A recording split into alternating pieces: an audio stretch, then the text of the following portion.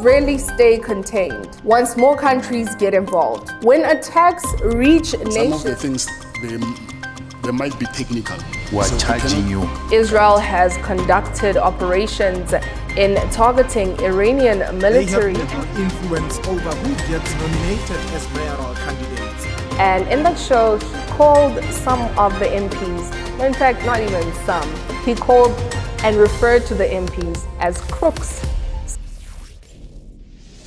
Hello and welcome to What If cAfrica. I am your host, Busi, and this is the show that keeps you up to date with the world's current affairs. Now remember, to explore more on such content, visit our website at www.cAfrica.tv to purchase our cAfrica TV stick for just $999. So on today's show, we're going to explore the debate that occurred in Parliament between a certain MP and a political leader, as well as a private investigator. But I'm not alone today to speak about this. I am with my most esteemed guest, Nothando Lukhanazi. Hi, and welcome to What If cAfrica. Hello, Busi. Thank you so much for having me here today, and greetings to our audience at home. I'm so thrilled and happy to be here and to be discussing this topic today. Thank you so much for joining us. Now, Paul O'Sullivan is known as a private investigator who has gone after the most powerful criminals as well as corrupt cops and fraudsters.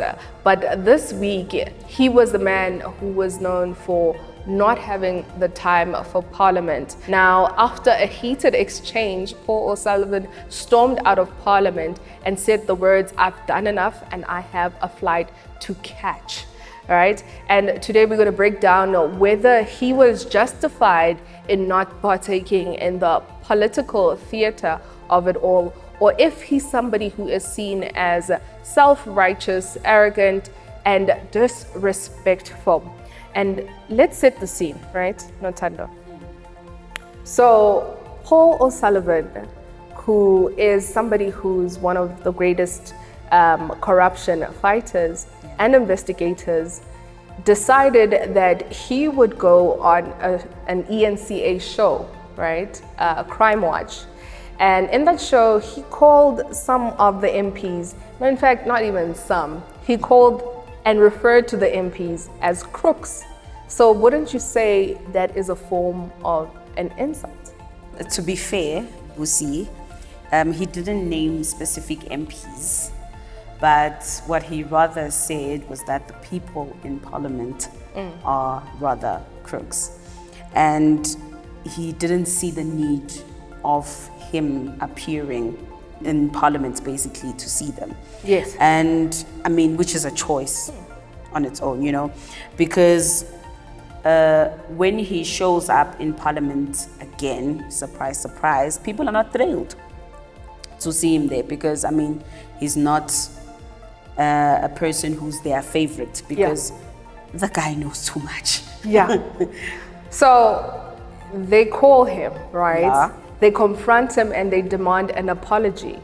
And the first thing O'Sullivan does is that he defends himself by saying that some of the committee members have spread allegations about his integrity. And so this is not somebody who's remorseful or apologetic, you know? First of all, Busi, Yes. he was there by choice. Okay. He wasn't subpoenaed, so he was there by choice. Yes. And secondly, I mean, the guy apologized. He said, in the interest of peace, I withdraw the comment and I apologize most humbly. Please recall that, most humbly. Remember that, that's what he said. But Julius Malema was simply not somebody who is going to accept that. He was saying True. that O'Sullivan needs to go back to NCA and ask for an opportunity to retract that statement publicly. And this is where things got spicy, because O'Sullivan was just not having it.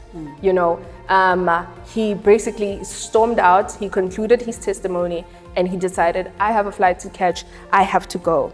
And him saying that he's done enough and that he has to go, and the fact that he came voluntarily. You know, Parliament is such a formal affair that you can't say, because I came voluntarily, I can leave when I want to.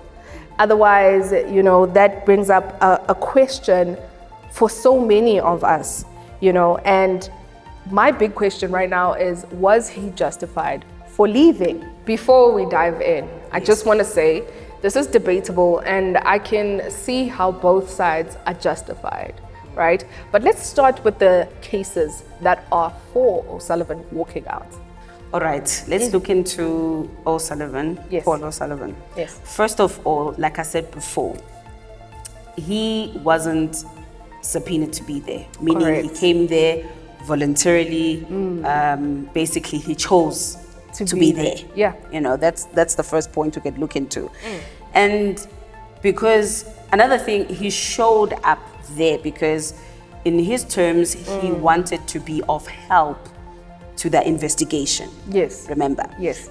That was what was supposed to happen there. And another thing, looking at it, he's been fighting corruption for the longest of time.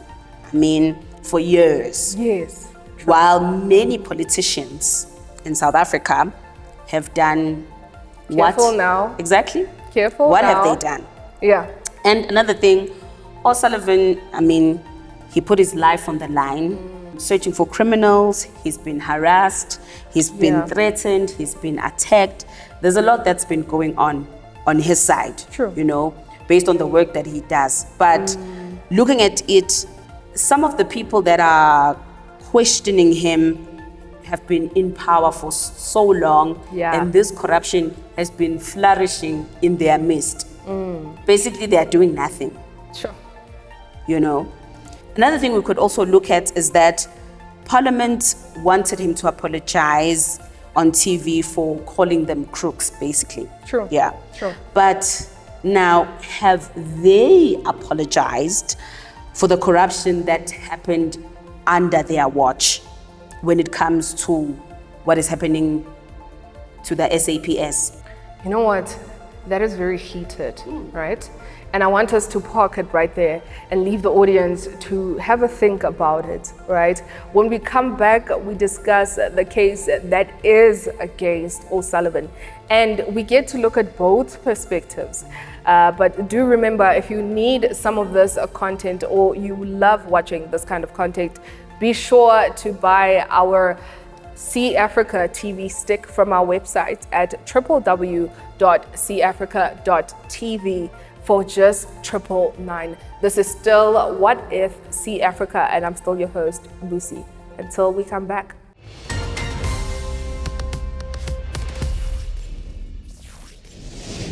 Parliament, has a specific, conduct or manner of conduct. You don't just get to walk out whenever you please. So you see the difference. I see what you're saying, but here's the problem with that mindset, right?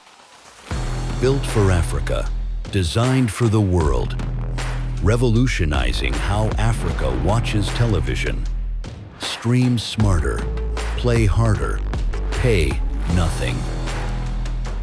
Access live African channels, global apps, radio and games instantly. 4K Ultra HD, a voice remote, Bluetooth game controller, and no monthly fees. Over 1,000 free movies and documentaries, African stories front and center. Whether you're vibing to radio, binging shows, or gaming with friends, the cAfrica TV stick brings it home. Powerful performance, massive storage, works with any HDMI television. Hey, surprise! Cut the costs, not the experience. The cAfrica TV stick is here. Welcome back to What If cAfrica. We are still seated with Nothando Mkhwanazi, and we are talking all things Parliament with Paul O'Sullivan walking out and Julius Malema requesting a retraction in the statement that he made. And now we're getting into the case that is against O'Sullivan, right? Because we've already discussed the case that is for him. So my argument is that you don't just get to call the MPs crooks and then act surprised, you understand, when they are offended by that. I mean, he basically insulted the institution and its people, and I believe that actions have consequences. I mean, don't you? I mean, the guy apologized. And then there is also the fact that Parliament, has a specific, conduct or manner of conduct. You don't just get to walk out whenever you please, just because things are not going the way that you wish they would. I mean, that's not how democracy works. Definitely how toddlers work, but not how democracy works. I think another argument that could be made is basically that if you say something on a public platform, right, that is to defame someone else, the correct thing to do is to make a retraction on a public platform to correct your faults, right? So then asking him to then go back on the platform and say, listen, I was wrong and I apologize, for me doesn't seem too unreasonable. This is a generally complicated situation. So here's my take, is that if former President Jacob Zuma was able to walk out of Parliament and then face the consequence of being arrested for 15 months, But he then didn't come what is a retraction statement? I hear you saying he didn't come back. Yeah, but I mean, it's not too much to then ask for a retraction versus being arrested, wouldn't you say? Looking at the case of Paul Sullivan, I think I did mention this before, that the guy knows too much. Yes. So something happened there in Parliament. So when he walked out, an MK member, the Member of Parliament, Mr. David Skosana, confronted Paul Sullivan. And something interesting really happened there. I'm trying to emphasize the point that Paul Sullivan knows too much. Yes. So David Skosana was saying that why is Paul running away? He should come back and he should face them. Definitely. As they were questioning him. Yeah. And then Paul Sullivan said he must also stop running away from the bank and the debts that he's owing. So the interesting part here is that at that time when Paul said that, David Skosana hadn't received a notification from the bank or a letter notifying him that he's owing. Which means Paul knew what was coming to David Skosana before David Skosana knew himself. I'm so glad you the guy knows too much. I'm glad you brought up that point, because I don't think it's really about what happened. Here's what I really think it's about. I think it's about the power dynamics, right? Yeah. And one of the things is like, it's not about the apology and it's not about Paul O'Sullivan walking out, but it's really about the power dynamics and who holds it. And I think because Paul O'Sullivan is somebody who, exists outside of traditional power structure, and he's also somebody who is not a cop, he's not a prosecutor, he's not an elect, right? And he's just this private investigator who's been able to fight corruption and get results, right? So I think that makes a lot of people very, very uncomfortable, because here's the thing about institutions like Parliament, is that they are used to being the highest power of authority. So they ask questions, they demand answers. And O'Sullivan, he's not comfortable with that. He doesn't see it that way, that they have power.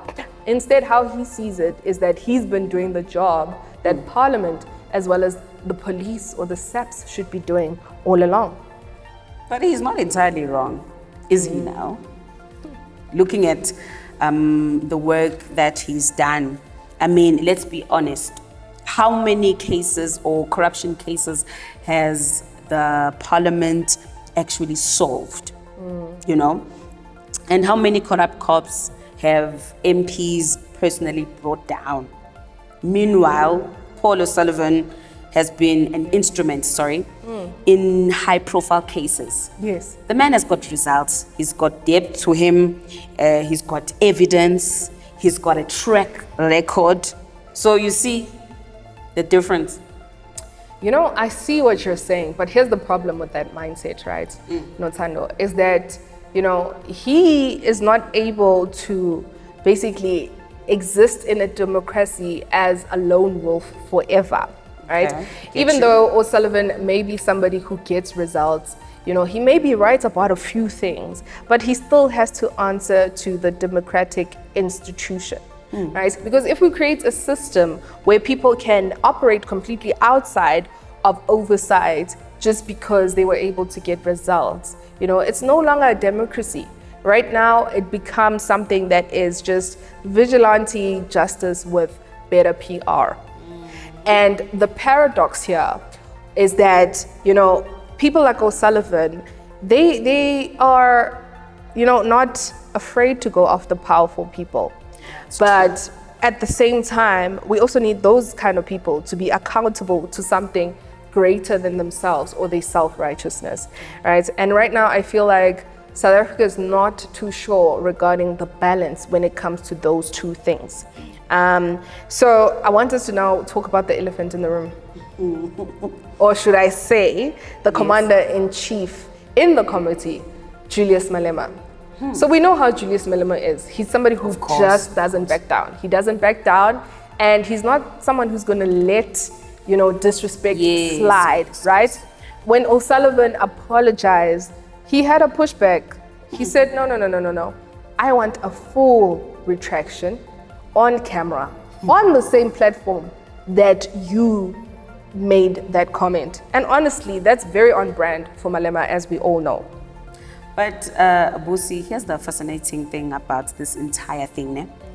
So both O'Sullivan and as well as Malema, they see themselves as fighters of corruption and injustice.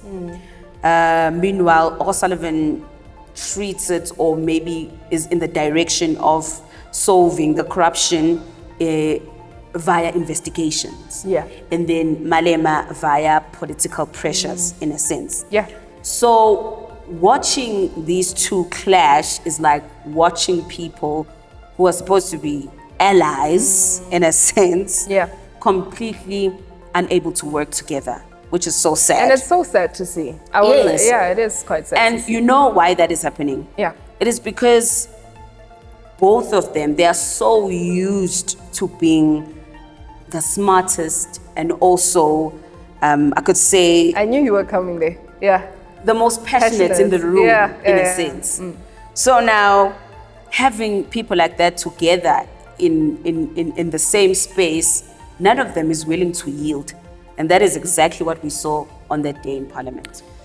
Nothando, I have to ask myself, what does this all mean, right? I think it exposes something about the political climate in our country. And it's that, we are at a point where the trust is so low, the frustration is high, and even people who should be fighting corruption together are instead fighting each other rather than the corruption itself.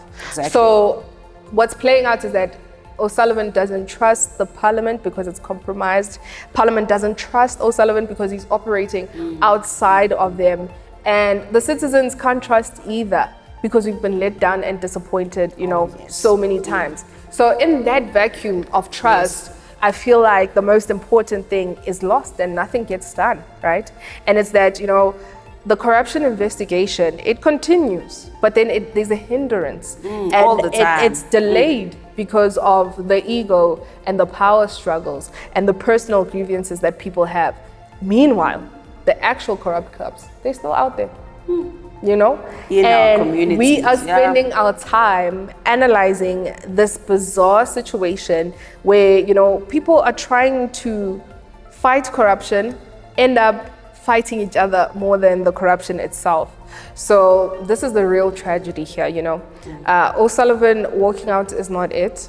Malema demanding the apology is not it. But it's that we are so broken as a system and as a society that people should be fighting for corruption cannot work together. So I'm left with this question, right? Where I say, okay, if Paul O'Sullivan is so effective in what he does, why isn't he on the inside and why is he on the outside? I mean, the guy is so used to working in his own terms And the fact that he's a private investigator, like I said, there's too many things that he knows. So now when he comes in and has Yeah. to work with the same people, So- I don't think that's gonna work. I think it's also a matter of trust, right? Yes, that's true. And I think if Parliament is also so serious about, fighting the corruption in the police departments, right?